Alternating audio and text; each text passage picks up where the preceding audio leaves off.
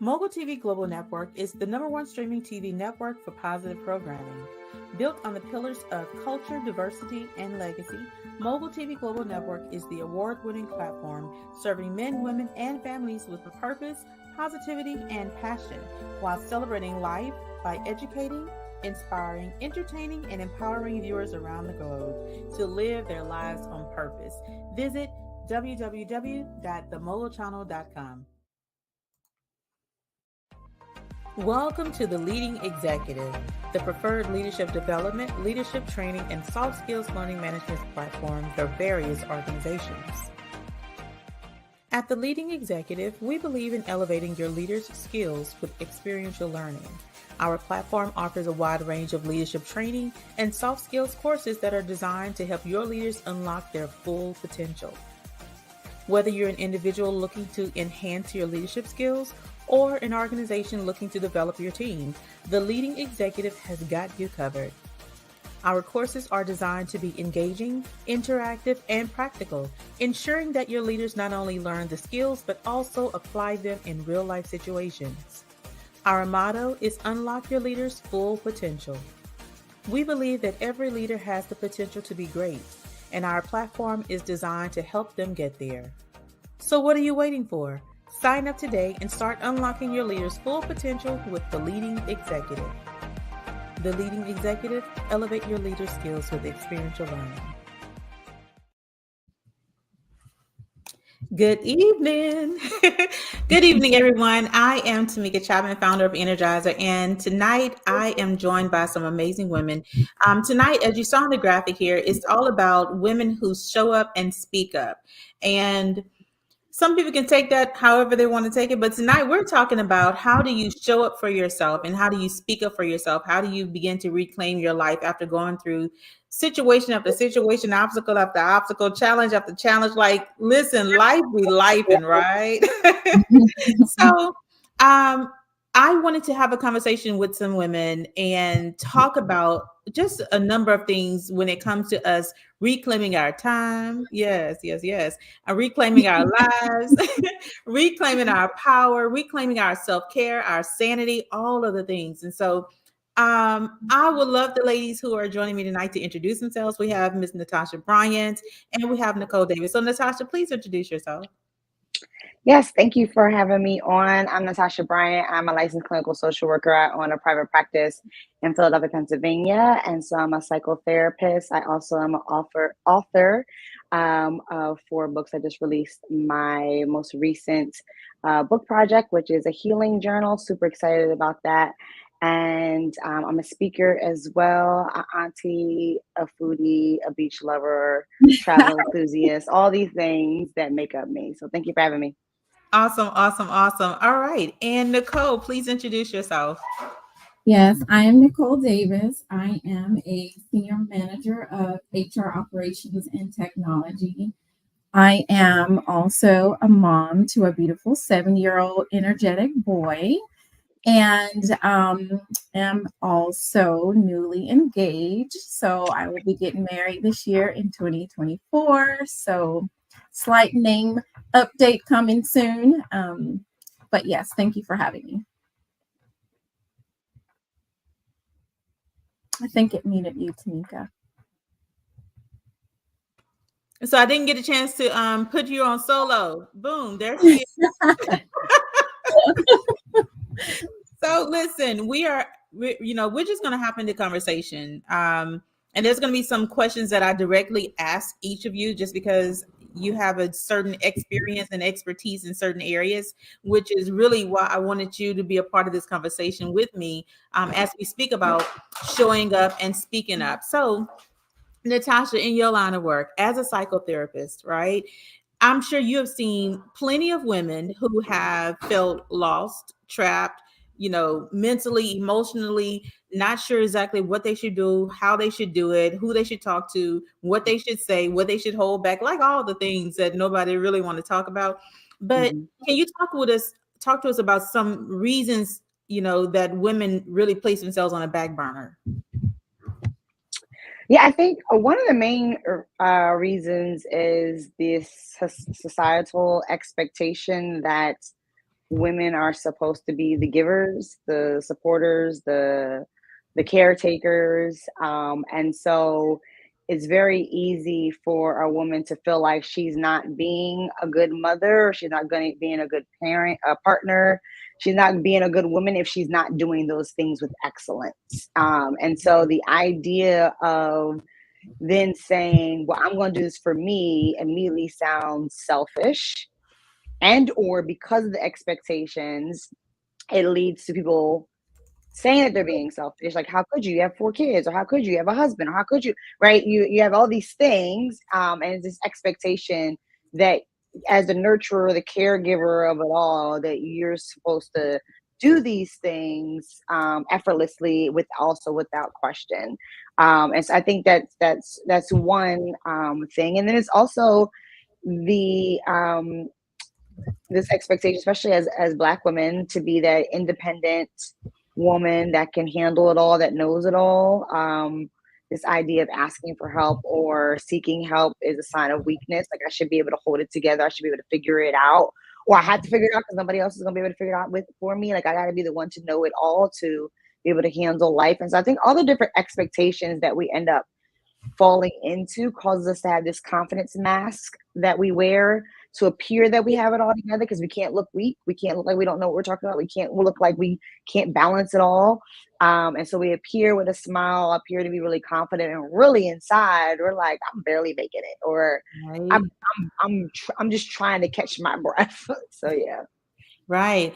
And if you're watching, for all the ladies who are watching, if she just described you, or if you've ever gone through that at any point in time, just raise your hand. You can do it. You in the safety of your house. Nobody sees you. Okay. But really and truly, we are speaking, and we are hoping that tonight's conversation is going to, make something happen, so you actually get up, speak up to get the help that you need, speak up to talk to somebody that can assist you with going through. And I know for myself, that was me putting on that strong face. Okay. Smiling, just walking through, and not letting anybody in, not letting anybody know that something was going on. And a lot of times I fell right into that whole societal norm of, it's okay, I'll get through it. Nobody understands what I'm going through. But what are some things that women can do? Like, if they find themselves feeling lost, they find themselves mentally drained, emotionally drained, what are some things that we can do to start speaking up and no longer being silenced? Yeah, I think the word that comes to mind, I guess you could say the word of the night, will be permission. I think the first step is giving yourself the permission to show that you're in need, or that you need help, right? Give yourself permission to not be perfect. Give yourself permission to not know it all.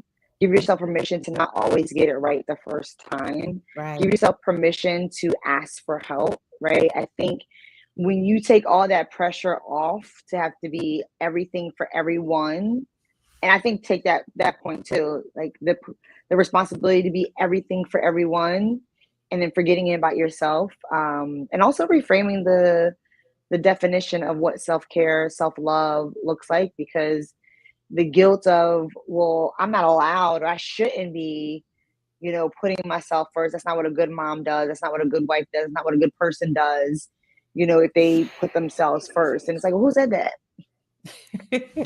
Like, who really said that? Right. And just really reframing a lot of that, and give yourself permission to make up your own rules, give yourself the permission to follow your own expectations, trust your own gut, and be unapologetic about it. Right. Nicole, I don't know about you, but Tasha, you just stepped on some toes, okay? Because listen, growing up, you have this, I was just say for me, when I was growing up, and then after getting married, it took us forever to have children. And for whatever reason, I'm just like, my kids come first. My kids come first. And then once I had them, it was like, okay, y'all done came first for a hot minute. I need to come first now. I didn't give y'all all the minutes I can give. Like mama has to come first. I have to refuel myself so that I can continue to be a good mama. Nicole, what about you? Have you ever been in that position where you felt like, okay, I done put everybody else first, but now it's time for me to put myself first? Absolutely, absolutely. I would consider myself at some point have always just been more of that people pleaser, more of the by any means necessary. If you ask, I'm going to get it done. Right. And I feel that that has just carried me honestly throughout all of my adult life. And it wasn't until actually sometime last year, early this year, where I just had that moment where I literally just crashed, just total burnt out, total just not able to function at the capacity that I was. And when you get to that point, it doesn't only just show up in your personal life, whether it be your health or anything like that. It starts showing up everywhere. It shows up at your job, and then now you're not able to focus and to concentrate, and just your overall performance. It's like I tend to test the limit at times when I'm driving. I'm like, you know what, just one more exit, then I'll get gas. You know what, one more exit, then I get gas. And to that point where you're on E and you're like trying to haul it to find the next gas station. And sometimes I think only twice in my whole life where I actually didn't make it, tested it a little too much. And so I use that analogy because I was running on fumes and my tank was like, you know what, you have no more in your reserves. You have no more to give. And I remember talking to one of my executive leaders, and I was like, you know what? If I'm supposed to bloom where I'm planted, how can I do that when I'm not even watering and nourishing myself? I can't give any more or anyone anything that I don't have myself. And at that point, I was like, I need a timeout. And that's very hard for me to do because it did feel like a sign of, oh man, now she can't handle it. But little did they know I was grieving the loss or hadn't fully dealt with the loss of 3 significant people in my life back to back, all within 3 months of each other in the same year. I lost my baby brother unexpectedly last February. And then I end up losing my aunt. And then I lost my papa. And it was just like back to back. But I just kept ticking. I was like, you know what? Things got to get done. Work has to get done. Bills still have to get paid. I still have my son to look after. And so I just kept going and churning, and to the point where I was like, you know, I just don't have any more energy in me. I can't do it. But it wasn't me willingly giving it up. It was actually like pulling, like, let me finally pry your hands off of it so that you can take the necessary time that you need to refocus. And so it was a hard lesson, but I definitely would say I agree with Natasha. It is not a sign of weakness to say, you know what, I need a timeout. We were not meant to carry everything alone. And so therefore, another thing that taught me is that, you know, I've always been that kind of that private person, don't really like to raise my hand and ask for help. But I've learned through this journey and through a lot of like therapy and just different forms of care is that it is okay to want to not be okay. And it is also okay to ask for help. It is also okay to just say, you know what? No, I can't do it. And no is perfectly fine to say. And I had to learn that. That was a very hard word to use in my vocabulary, is start using no, I can't do it right now, or no, I just can't do it at all, or no, I'm sorry, I'm not able to go to this event or that event, and to know that it's okay to say no. I love that. So we have a question from Gerard. We have a few comments we're going to get to, but Gerard asked you, Nicole, would more support have made a difference as you were going through? Absolutely, it would have made a difference. But I needed to recognize that it was okay. And I'm not saying just go and just get support or help just from anyone. You still want to be careful about, you know, who and what things that you share, especially if there's some things that are just confidential or things that you may not feel talking to or someone to talk to. That's why I'm a big fan of therapy.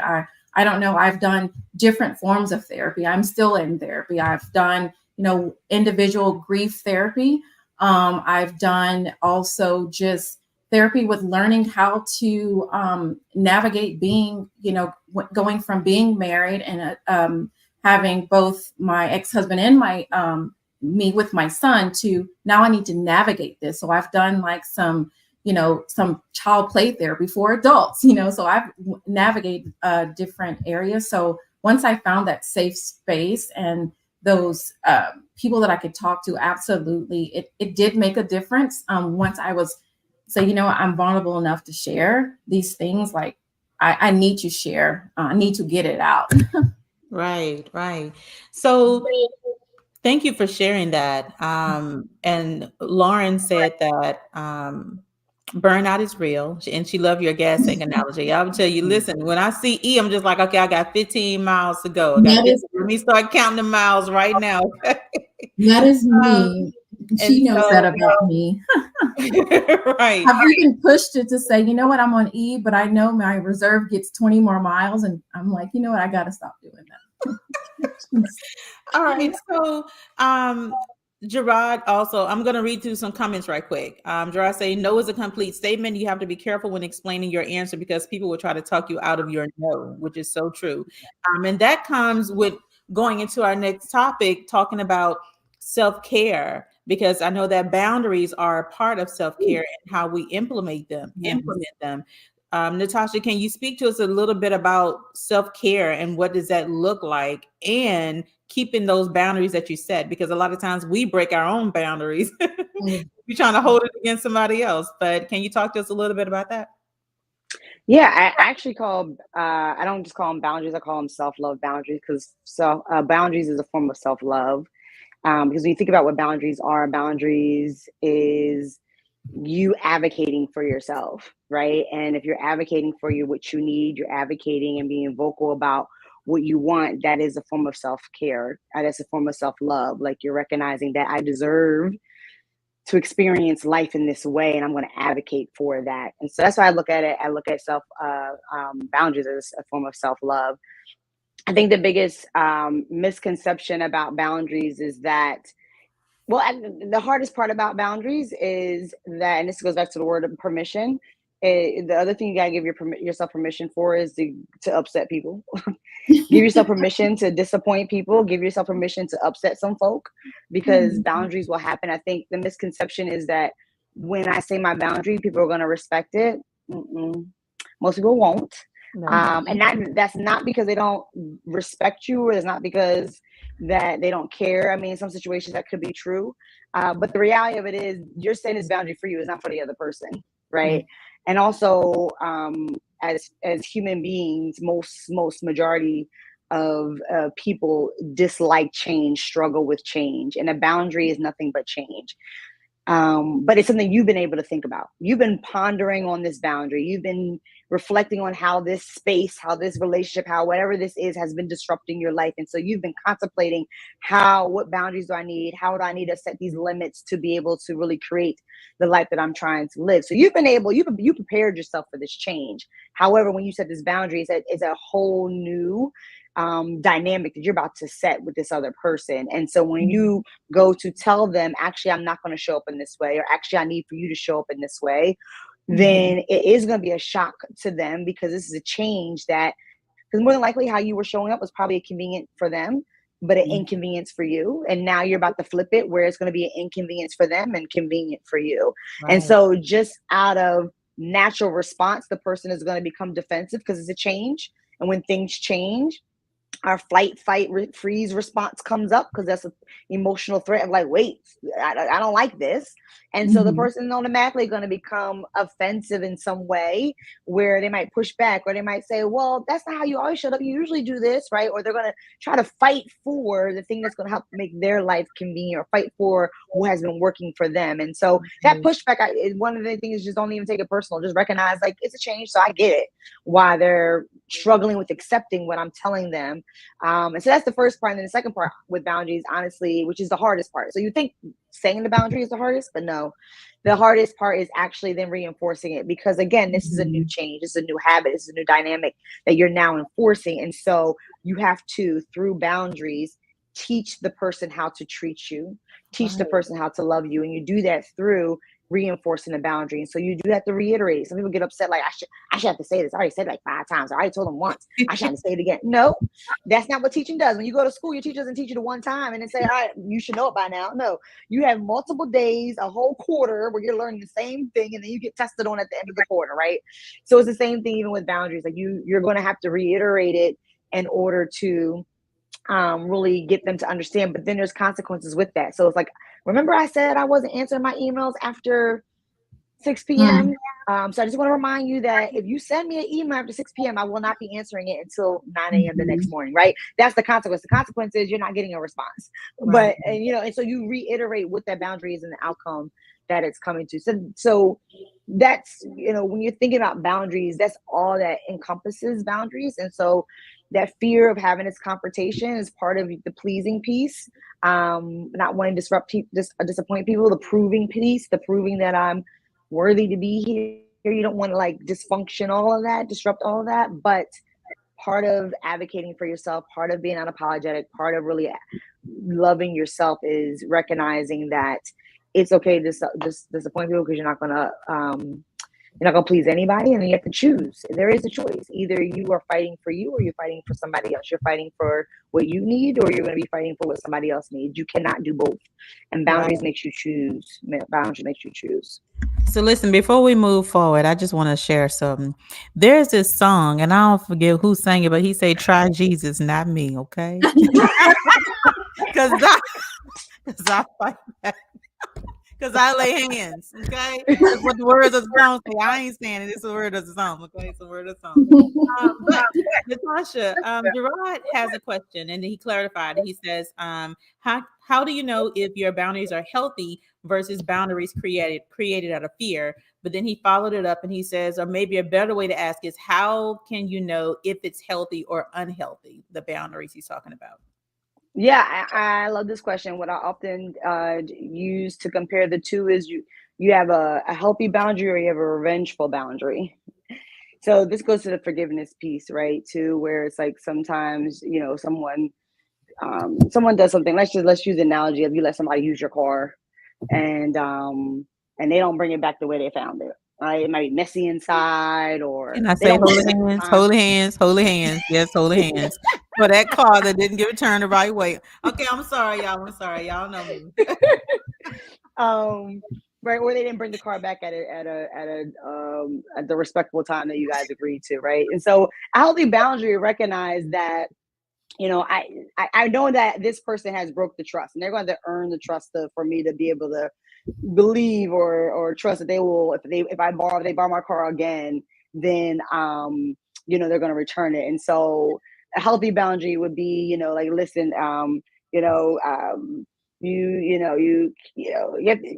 boundary could be like, you can't use my car today, or you can't use my car at this time, or this friendly. You set these different limits, right, to be able to, or let them know, like, this is what I need for you to do if you're going to try to use my car again, or to trust, and et cetera, for me to build the trust, right? But the revengeful boundary is like, oh, this person's never going, I'm going to set this boundary. They never going to use my car. They're not going to use anything of mine because of what they did, right? Then it's like, you don't get nothing, right? Or it's like a relationship. Someone will hurt you, and they're like, oh, I'm never going to talk to them again. I'm never going to speak to them. Like, my peace, I'm going to protect my peace, and I'm going to protect my peace by never letting them in my life ever again. It's like, well, is that really, are you doing it out of revenge because they hurt you, right? Are you doing it out of revenge because of what they said or what they did? And it's coming from more of a hurt place, a more revengeful, bitter, angry place? Or are you really setting limits because you recognize that this relationship isn't what's best for you? And so I think it's really just checking your motivation behind the boundary. Really, that's how you check it. Is it really coming from this place where you're healed? There's no anger or hurt. It's just like, this is what I need to do that's going to make sense for me and this person, or me in this situation. Or is it strictly coming from a very hurt, angry, bitter place? And that's how you know if it's healthy or unhealthy. Good. So before we move on, because I have a question for Nicole, but before I move on, you mentioned something, Natasha. You said that you have to think about forgiveness. It's about forgiveness as well. When you're setting your boundaries and people are trying to cross those boundaries and how you're setting them. But with that, do you think that people should be working on the level of forgiveness at the same time when they're trying to set boundaries? So should that come before? Okay, should that come before setting these boundaries? Because if you don't have forgiveness in your heart, if you don't truly understand what forgiveness is, and you sitting here, I got these new boundaries, so don't cross me, okay? Yeah. It's a different conversation. It So is a different conversation. Yeah. can we just hit on that like real quick? I don't want to stay on it too long, but Yeah.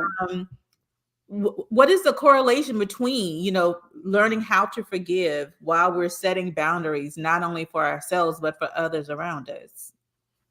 Yeah, I mean, with a lot of my clients, we've worked through both, and I think the at the same time, and quickly learning how that with clients quickly learning like where they're actually at with the forgiveness, because they think they are at the level they forgave, and then we start talking about the boundary, and it's like, but did you really forgive? Because that boundary sounds more of like, ain't never gonna be in my life ever again. Like it's coming from a hurt place, not from of like, I don't, there's no uh anger or upset emotion that's coming at where I'm like, they will never be connected to me ever again in my life, right? And so I think they both happen along the way, and you also just learn as you go, because sometimes you can feel like you fully forgiven, but then when you start setting boundaries, or if you see that person and the first thing that comes to mind is, how much you don't want them in their life, and you're intentionally setting boundaries to like, to get the person back, then if you're honest with yourself, then you realize, oh, I'm not really truly forgiven. So part of it is also being honest with yourself, because we're good for lying to ourselves about where we're really at. We can be our biggest own liars to our own selves about where we truly are in our healing space and journey. Don't be a liar, in other words, okay? So Nicole, I want to ask you this because, you've gone through a number of things in your life. You've gone through a lot of losses. You've had to step forward and dig into your own bank of resilience and perseverance and courage and all the good things, to be able to stand up straight and keep walking, or now walking again. And you also mentioned that you've also sought out mental wellness therapy as well to help you along the way. And so I want to ask you a moment. I'll ask you a question. Outside of, knowing that you need to go, what did that moment look like for you when you said, okay, I need to see somebody. I need to talk to somebody. I need to just let somebody else hear what's coming out of my mouth or what's in my head to make sure that I'm okay. What did that look like for you? I honestly, it's almost like it was paralyzing me I just got to the point to where it was literally hard just to get up and show up. It's like, I know I got to get up. I know I got to do this. And going from a person where I don't need that extra push, I'm normally a get up person. It took everything in me. And it was just a lot of questioning, even questioning my reality of the things that I was going through at the time. So not only am I grieving all of these things, I'm still was walking, at some point, was walking through a really painful process of like a separation and divorce. And so it got to the point where I was like, I don't have anything else. And I almost was also seeking a little validation that this is really what's happening. And I'm not making it up, because, you never see yourself in that place in the first place. Like you never see yourself in that position until you're like there. And that's kind of like what happened. It felt like it just snuck up on me too. I was just like, you know what? I can't do it. And it's almost like when you are flying and they tell you to first, put your mask on before you help someone else. And I realized I was like, I don't have my mask on, but I'm trying to help everybody else and I'm suffocating. And so it just got to that point where I was just like, I can't do it. I need a little help. And it's okay. It truly is okay to ask for help. It truly is okay. And I know there's a big stigma around mental health and mental wellness. And I'm like, if I'm so adamant about going to the dentist every 6 months. I go to my eye appointments every year. It's like I go to my physical exams. I said, we do that every year. Why don't we tune in and check into our mental and emotional health? And so that's why I say I'm a big advocate of that. I don't shy away from it. And I almost feel like it's just somebody that I can talk to and say anything that I want to. It's no judgment. It's no, oh my God, what's wrong with you? It's someone who can handle it. They can handle all of my baggage. And, our family and our friends, they made me really well, but sometimes it's hard on them, because what I realized going through this is that it's what I'm dealing with is not only affecting me, it's affecting those close to me that love me, because they don't want to see me hurt. They don't want to see me going through those things. So I was doing it not only for me, but also for them. And plus, it's like I have this little one that's looking up to me. And if I'm not good for myself, I know I'm not good for him. So, Right. yeah, I would definitely encourage, if you don't have to wait until that paralyzing point, that would be great. But sometimes, it happens and you're there. And that's when this decision truly needs to be made. So that's kind of what kind of led me to it.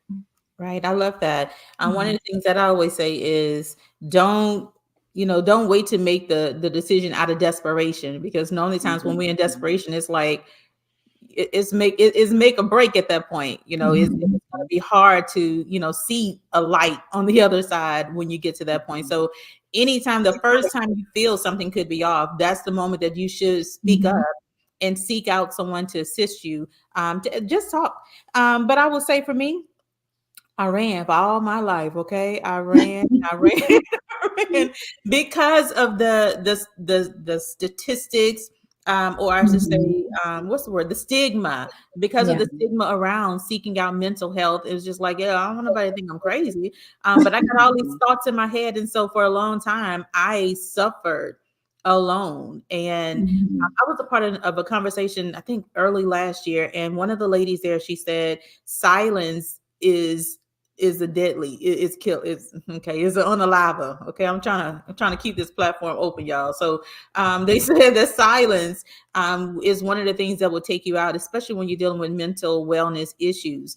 And I'm just like, I wish I had heard that 25 years ago. I wish I heard it 20 years ago, because while I was going through it, crying at night, praying and saying, okay, God, help me, get me out of this.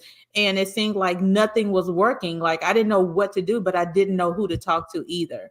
And like you, Nicole, I didn't really want to burden family and friends around me. And so I kept it to myself. And so I appreciate you sharing. I appreciate you being open and sharing that, because a lot of times that's all somebody needs to hear, is that it's okay to ask for help. It is okay. Um, Gerard says, even though mental health help is more acceptable in our community, most people will say it's for others, because self is okay. That is true. And self is not okay.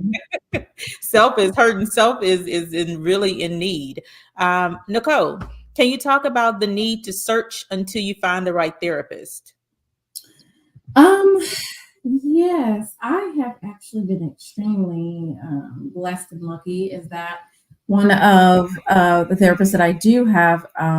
She actually was someone that I met over 12 years ago when my first husband, my late husband, passed away. I kind of searched through our place of employment through EAP, so the Employee Assistance Program, through our job, through insurance, and they'll give you a list of providers in the network that you can check out their profiles. You can check out their health grade. Like you can just kind of do your own little research on them. But you won't always know unless you may see reviews that you may be uncomfortable with. But you're not going to get always a 5-star rating just because somebody's going to be mad for whatever reason. But to the best of your ability, you can try to check out those ratings. But what I also did was just set up a brief consultation, and just to kind of introduce yourself and just get to know them a little bit, as well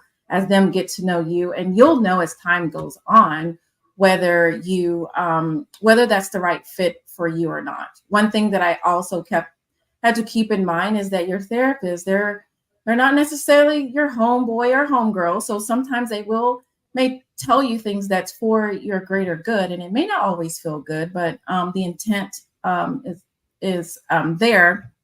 And so I would say just be careful about just hopping around, because you'll find yourself keep hopping just for that. And it may be something that resonates with you. If you're hearing the same thing from multiple people, then maybe that's your aha moment. But just taking the time to kind of just do your research ahead of time, and then just taking that step, because you'll never know if you just continue to research. You'll just continue to do that, and maybe even talk yourself out of going, and then you're back at square one until the next life-changing event happens, or some stressor happens, or things like that. And then a lot of them have profiles of what their specialty is. And so just really pay attention to that, just to make sure it's something that you're aligned with. So if you're wanting someone that's faith-based, that's also a quick search as well. A lot of them will have that in their profile, what type of services they offer, if they're faith-based and things like that. So that was really important for me, just to have, write down what are things important to me as I was doing that research. And that's how I was able to find her. And so I'll pick up the phone, just throughout things in my life. Like even now, things are kind of a little bit more calm, but we still do a check-in, whether it's once a month or once every few months. I call it my maintenance dose, just to check in and how are you, things like that. So. Well, thank you for sharing that. I know that's going to help somebody, but I want to go on the opposite side of this too. Natasha, okay, you're in this industry, okay? What are some things we should watch out for when we are seeking a mental health therapist? Because, profiles are good and reviews are great. But is there something like red flags that we should be aware of when we are seeking someone that can assist us and help us get through the baggage that we're going through, that we're bringing to them to help us get through? Like, is there anything that we should be on the lookout for on that side? And then I have a second question as a follow-up. Yeah, I think what Nicole said was really good in the sense of like your first therapist might not be the first therapist you see may not be your forever therapist. Finding a therapist, the struggle is real. I tell people that all the time, but not unique though. The analogy I always give is that finding a good therapist is like finding a good hairstylist, finding a good plumber, finding a good contractor. You might have to kiss some frogs first before you find the perfect one. But when you find that perfect one, like when you found that hairstylist, when you found that barber, you've been loyal with that barber, that hairstylist ever since. Right? That's how it is with therapists. So you might have to get a few bad haircuts, bad dyes first before you find that key person. And so those bad dyes, those bad cuts might look like the red flags could be where if they're not keeping their appointments, like I hear from clients often that they had a therapist that would cancel often, which and because of that, they weren't able to stay consistent. If you have a therapist that is where they're doing a lot of talking and like as if it is like a friendship hangout, where they're also sharing a lot of their stories within. So it's like about them and not about you and your situation, because there is a balance of building a therapeutic rapport and then like having it where like we're best friends hanging out, right? There's that line that we as therapists know not to cross to keep that therapeutic alliance strong. I would say also, if you have a therapist that is not really, I mean, some people like just a therapist that's talking. I mean, not talking, that just allows you just to talk, and then just allowing you to just like talk talk about whatever is coming to mind, and not really any real feedback. But if you're recognizing that the therapist is saying some things that just doesn't really connect with what you what you believe, not to say have to align directly, but it's not something that it's like that connected to you in a way that threw you off, or that you feel like is kind of against what you believe in, or was offensive, I would say don't just necessarily drop the therapist, but I would say use that time to also communicate that to your therapist about well, this is what you said, and it was something that really threw me off. Can we talk through that? And if your therapist isn't open or able to have a open dialogue about what's working and what's not working in therapy, that's a red flag as well. So those are the things I can think of on the top of my head. I hope y'all had y'all pen and paper, and if not, y'all go back and rewind after this is over, so you can write those things out. I would also say, like, the support groups. I've also did group therapy before, and I really did like that too. It was topic focused, and pretty much everyone there was like, I did one with it was called I guess like divorce care or something like that. So it was really helpful too. So there are, if I know some you may not feel comfortable, like maybe in a one-on-one setting, but yeah, the group ones are good as well. I know sometimes that may also be a little hesitant because you're like, ooh, am I safe to share here? What can I share? But it just also depends on the topic and what it is that you're, wanting to deal with, or if someone that is may have went through some traumatic events, or maybe they went through some form of abuse, whether it's verbally, mentally, emotionally, physically. Like there's so many different different types of support groups out there as well. And you'll feel that you're not the only one going through that, because sometimes it just feels like you're the only one dealing with that particular storm you're in. And so a lot of times that could be a little intimidating too. You're thinking, I'm the only one going through this, so it must be me. Or no, it's a lot of people. And so I would, maybe think about that as well if you're not really into the one-on-one. Absolutely. I think community is really important as support when you're going through, especially if you can find the right community. So thank you for sharing that as well. Before I ask you the second part, Natasha, while we were asking about red flags, of course, Gerard had to into his 2 cents. Okay. A red flag is a therapist that specializes in everything. Here's the next part. He said a good spouse. Yeah. So my spouse cannot be my therapist. No. So Natasha, following up, Gerard wants to know, have you ever referred clients to someone else who you felt were better equipped, was better equipped to help them? Oh, for sure, for sure. And or if we were working for a while and then we like hit a point where it's like, I think, I don't think I could do much more for you. Maybe you can go to a better therapist or try something different with another therapist, for sure. I think one of the things that Nicole mentioned was consultation. So not every therapist or practice offers this, but usually if it's a private pay, for sure they offer it. I know I offer a free consultation for those who are interested in services with me. And I do that for that reason, just to make sure that I'm a good fit for them and they're a good fit for me. Because also if they're focusing on something or they want to address something that I don't focus on or I don't specialize in, then I don't want to say that I can support them when I can't, right? Or if they're looking for a certain type of therapist and I'm not, what they need, we don't have to worry about wasting time, meeting with having a session. So for sure, I've definitely have done that in many situations. Awesome. Well, listen, thank you all so much for sharing tonight. I appreciate you saying yes to joining this conversation. Before we wrap up, I have 2 more questions, okay? 2 questions that I want to specifically ask each of you. Before I do that, let's see here. Gerard say he knows of a therapist that made up reasons to keep the client coming back. It was just a money grab. Red flag. Okay. Don't refer anybody to that one. Okay. Yeah. A red flag. Yeah. If a therapist is not discharging you when it's time to discharge. And sometimes clients don't even know when it's time to be discharged. Like I often have to kick my clients out, like, you're good now. You don't need me anymore. We made lots of progress. Like, yeah, but what if, I'm like, you'll be fine. We'll gradually exit out, but trust me, you'll be fine. Right. So a lot of times it's often therapist helping a client feel comfortable and confident that they can do this on their own.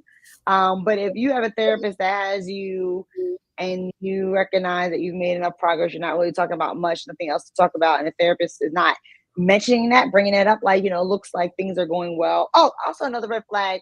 Sorry, not to come up, but if you're not going over any goals, like your red flag, I mean, ethically, a therapist should be, if it's not a treatment plan, some type of goal planning, your therapist should be doing, and you should be going over that. I mean, every therapist does it differently. So some therapists don't necessarily verbally go over their treatment plan with you, which is your goals that you and your therapist have created together. But a good therapist, I'll say, a sign of a good therapist is a therapist that will go over the treatment plan with you, where you will create goals within the first 2 to 3 sessions, and then 3 to 4 months, 6 months max later, not even 6 months, yeah, 3 to 4 months. Then they'll go over the goals and do a check-in, like, how's therapy going? Where are you at? Or how do you feel like therapy is at? These are goals. Let's talk about the progress. If there's regression, the status, do these goals still matter? So if y'all not talking about no goals and reviewing progress and where you at and where you're at, well, that's a red flag. Right, right. Try Jesus. Okay. That's all I'm gonna say. Okay. So, Natasha, because we're talking about mental health, mental wellness, and we're wanting to make sure that people understand the importance that a healthy mental wellness can have in their lives. Can you talk about the role of therapy and professional support when it comes to us reclaiming our lives? So, how can therapy help women to heal, grow, and rediscover like their inner strength so that they can come forward as stronger as they need to be, stronger as they want to be, but not strong just because society say you should be strong, but stronger internally, emotionally, and mentally, to live a good, unapologetic life. Okay. Yeah. Well, I think you guys were saying before, like, your husband or your friends, your family, they could be great supporters, but they can't give you therapy, right? And what that looks like is, like, a therapist is a very neutral partner. Not only neutral, they're a professional partner. They have professional training on understanding how the brain works and understanding different techniques and therapeutic techniques and strategies, skilled in that way to help you really be able to connect the patterns, connect the dots of how your actions and your behaviors and what you're going through is impacting you presently. And depending on the style of the therapist and what type of practice, there's so many different therapeutic practices, depending on what type of technique they use, they may go into childhood and connect childhood experiences, or they might just do specifically like what's happening right now and using right now to help you understand your experiences right now. But there's different techniques that we as therapists are trained in that we can really help you dig deep into understanding how the situation is impacting you, challenge you in ways that are able to help you see differently outside of the emotional expression you're feeling.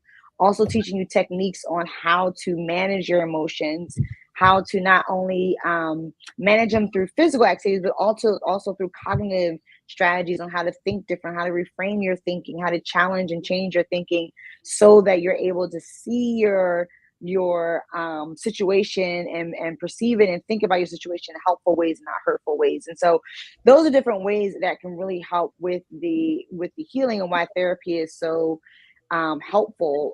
But honestly, it all starts with the individual. When Gerard was asking about referring, not even just referring, but also ending therapy, I've had to have tough conversations with clients who we've been talking about strategies. We are talking about the different pain points that they're going through and really doing the work in session, and there's still no progress. And they're still doing no progress, not because therapy isn't working, but because they're not working therapy. And so if you are not at a place, I want to say this, if you are not at a place, I want to say that very clearly, because therapy is not a place to get fixed. Therapy is not about fixing. I'm not a fairy. I'm not a wizard. I don't have a magic wand. Like, we as mental health practitioners cannot fix you. We're not in this profession to fix you. You have to do the work to make the changes you want to see within yourself. We're here to equip you with the tools. We're here to provide you with the skill sets to help you know how to make the changes you want to make. You have to be the one to make the changes. And so if you are not at a position where you're ready to make those changes, or you're in therapy and you're choosing not to do it, you leave therapy and just go back into just doing the same thing and not doing any of the practices or skill sets that your therapist is asking you to do. If your therapist is a homework giver and they give you homework, you're not doing any of the homework, then you can't come to therapy and say therapy's not working. You can't talk to other people and say therapy's not working, if you're not working therapy. So definitely recognize that you are the one that's in control of what that change looks like.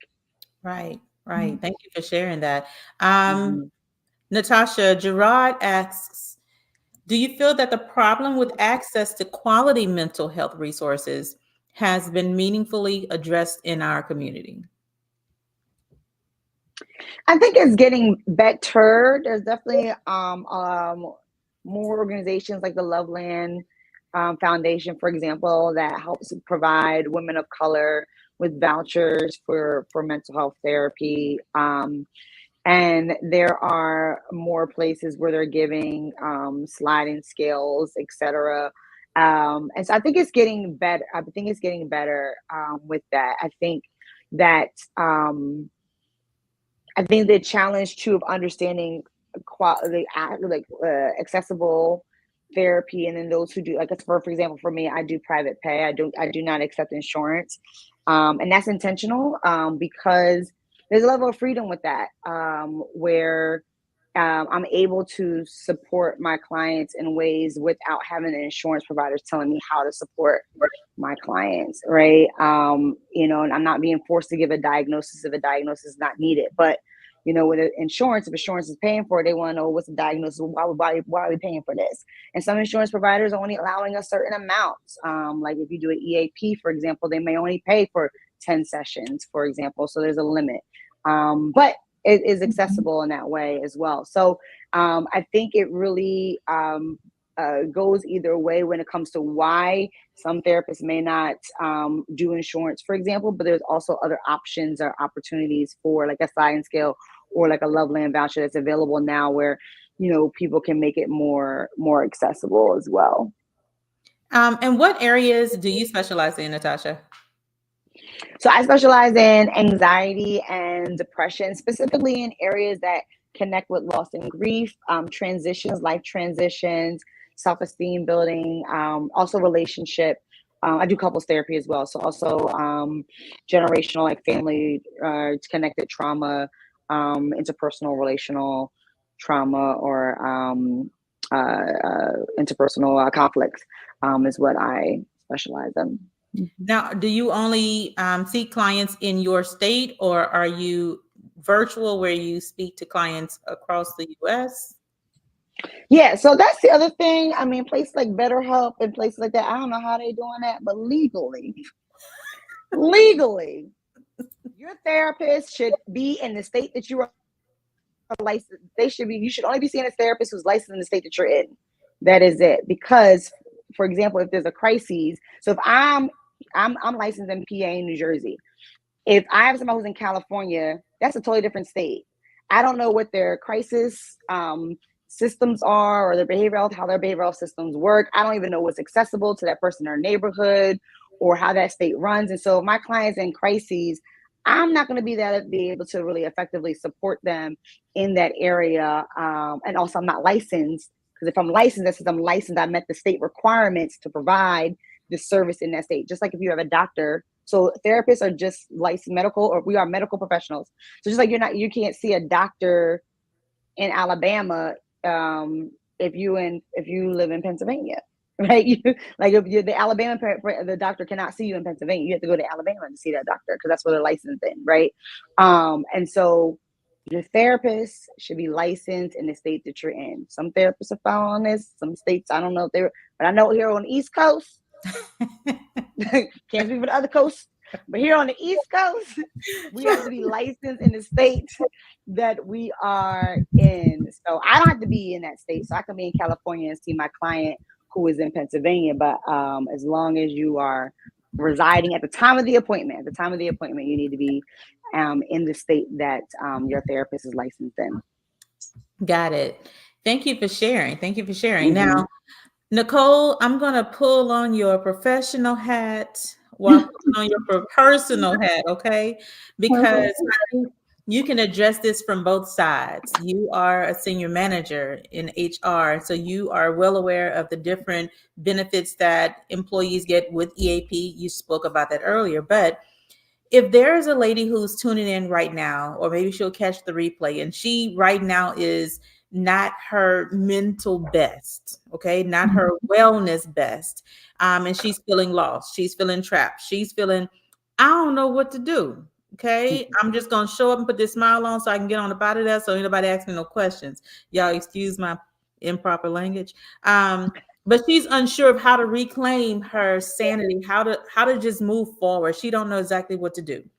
So can you share an empowering word? Can you give some words of advice from your professional standpoint as a manager on some things that women can do right now? Yes, I would say for personally speaking, when I was going through this, I knew the type of rapport that I had already built with my manager, the head of HR, and so I kind of, end up having like going into her office and just having some one-on-one conversations and finally saying, look, this is what I'm going through. This is what I'm dealing with. And they were very supportive. They were like, oh, wow, I didn't realize you were going through so much at one time. You keep showing up and things like that. So I was able to kind of have a candid moment to say, this is what I'm going through. And your employer don't offer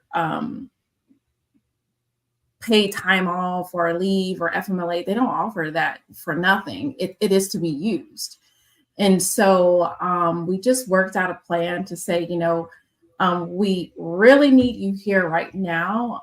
We were kind of a short staff, so I knew it would put them in a bind if I just went on a full-fledged leave. But I also didn't want to go on a total leave, because honestly, I would have just probably been thinking more and more about the things that I was dealing with. So I needed something to keep me busy, but I needed that flexibility. And thankfully, my employer does have what's called open time off, and that's basically almost like unlimited time off. But so we were just able to like move my schedule around some, work more from home versus the drive to the office. So anything we could do to kind of help eliminate some of the stress or take a few things off of my plate, or to shuffle things around where they could.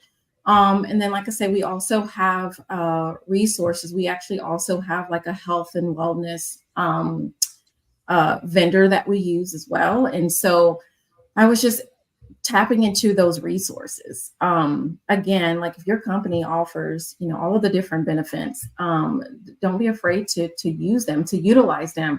Or if you don't want to talk to your manager straight up, go and talk to maybe your benefits manager, and just kind of explain things to them as well. And they will also help navigate you and to guide you into doing that. And so thankfully, my background is mostly on the technology and systems side within HR, but being in HR for the last 9 years, I've had a chance to just partner with like the HR business partners, benefits, and so different areas. And then I had an opportunity to manage some of those. And so I know that for some, it's scary to say, oh, go talk to HR. And I'm like, well, that is the whole existence of HR, is to be, it's more than just, oh, I'm in trouble, or oh, I just have these issues with someone at my teams. Like, no, there's different functions within HR. There's different specialties. And so I would definitely take advantage of reaching out to your HR colleagues. Again, it could be the benefits person, or it could be your HR business partner, whoever is supporting you there as well, and just have those conversations, because those conversations are supposed to be and are confidential as well. I know some employees, sometimes they just don't feel comfortable opening up to their manager, and you don't have to disclose private information to your manager. They're not privy to know any of your personal business or HIPAA or anything like that. But also too, if they do know that you're kind of dealing with some things, it's better to have those conversations versus them thinking, oh, she's just can't perform any, she's just not performing, when a lot of times sometimes it's those outside factors, especially if you've been a top performer, you've always met or exceeded your goals. Not all managers will, some of them are oblivious to it, not intentionally, but they may not even realize that something is going on with you. So I think that's one thing that helped me, is that I was able to get to a place to talk about it. And that was through the relationships I've already built, and then just really just saying, being honest with myself and saying, I just really, I need some time, and whatever that looks like for you. I would definitely tap into that, and just know that there's resources out there, and for you to utilize. Awesome. So real quickly, if you can just quickly respond to this last question that Gerard posed. He says, are there legal requirements that employees should be aware of that they can benefit from, or is mental health benefits a privilege or optional? When you say legal requirements that an employee should be aware of, I am not 100% sure if there are legal requirements. I will say that HR, they do have the right and duty, if they are made aware of something that could potentially be noted, maybe like as a maybe self-harm or harmful to others. That same thing Natasha would probably do if it was someone in her practice and she noticed those things. But as far as like reporting or talking about it, then other than those issues, then no.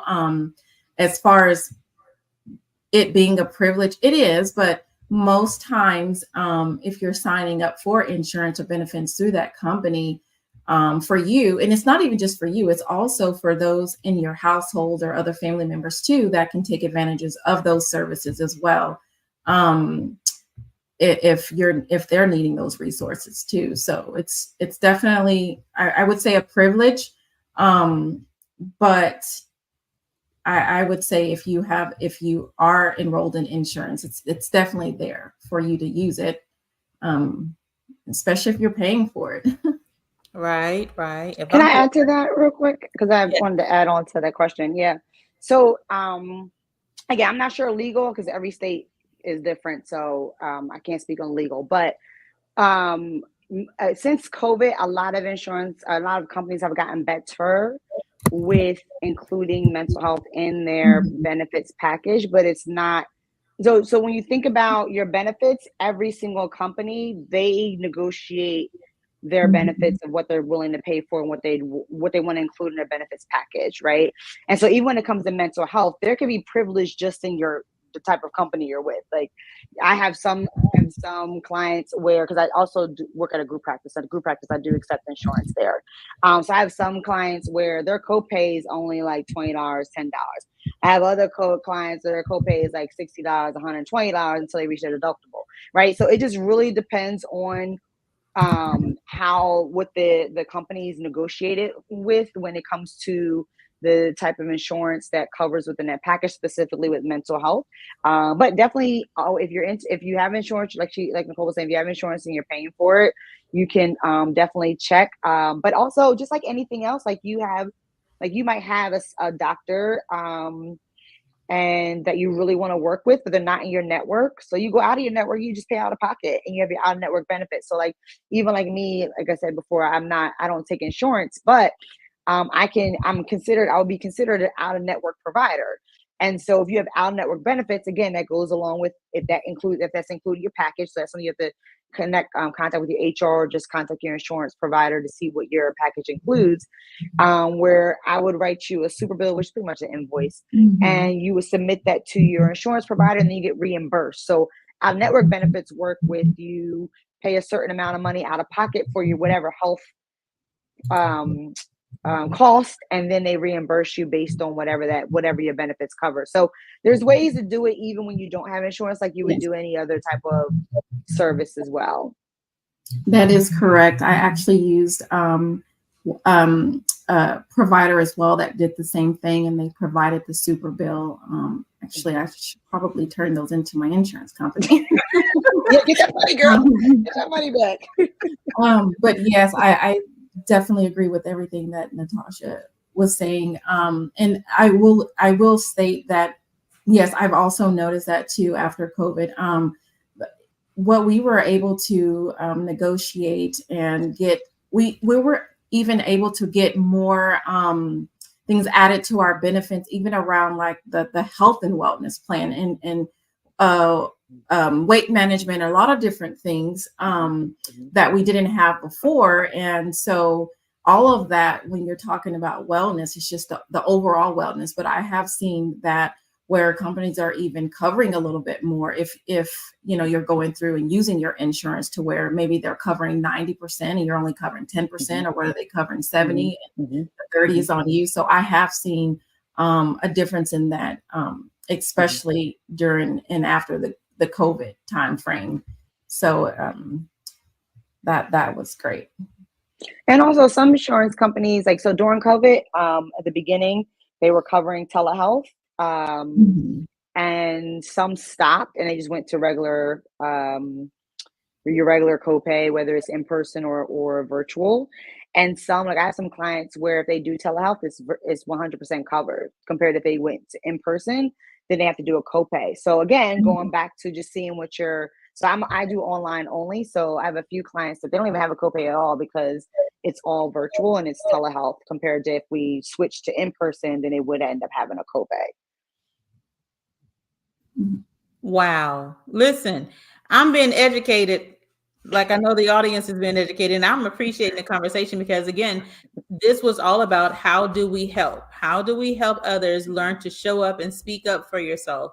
Show up for yourself and speak up for the help that you need. Gerard said, this was an amazing discussion. Thank you all for educating us, and I pray that you continue to use your voices for the betterment, for your betterment, and then the betterment of others. Hashtag energize her. You better come with it, baby. So listen, I appreciate both of you, Natasha Bryant, as well as Nicole Davis. Make sure you all go and connect with Natasha Bryant as well as Nicole Davis. You can find them on Facebook, Instagram, YouTube, LinkedIn, anywhere you need to find them. And if you're in PA, reach out to Natasha Bryant for mental health services to assist you. Thank you, Lauren. Thank you for all. Thank you all that tuned in tonight. Even if you didn't make a comment, it's okay. We're glad that you're here, glad that you're able to hear the conversation, because something that was said may be help for you or someone in your life that you can pass the information on to help them get the help that they need, help them to show up and speak up. Okay. So thank you all for tuning in. I'm Tameka Chapman, the host of Energize Her. And I'm just appreciative that you all are here. Like, seriously, this has been really, really good. So thank you all for tuning in.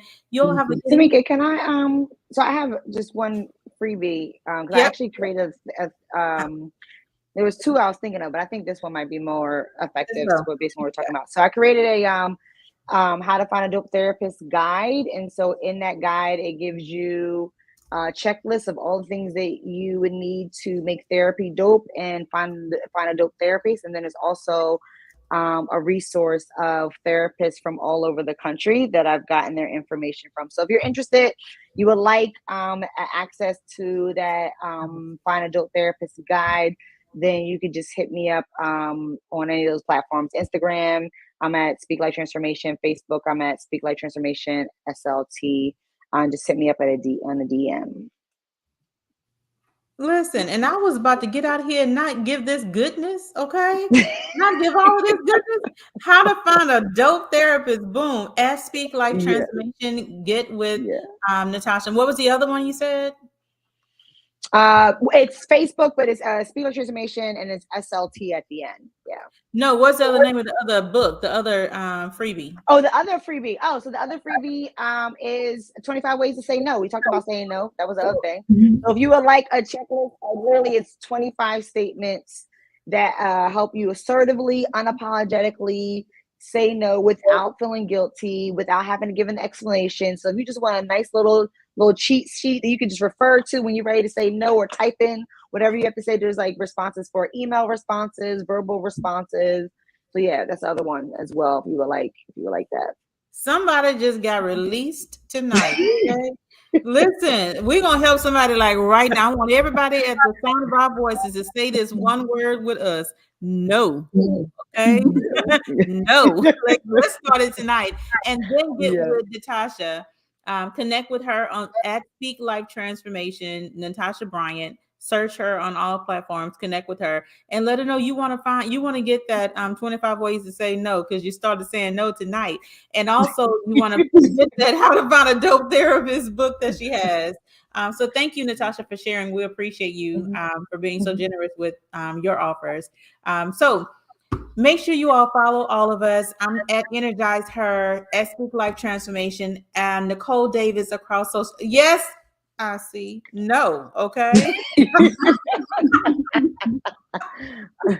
So make sure you connect with all of us. We appreciate you.